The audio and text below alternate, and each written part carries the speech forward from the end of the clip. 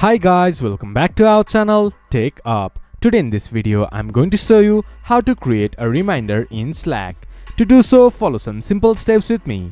First of all, open your Slack application or go to Slack website from a browser.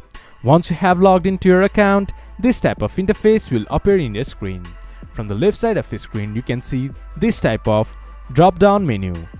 There in Later, click on it. Then on the top right corner you can see New Reminder. Click on it.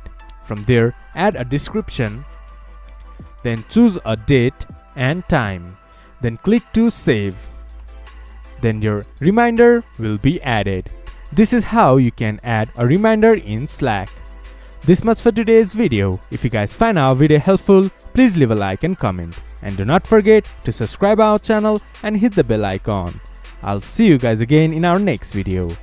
Thank you for watching.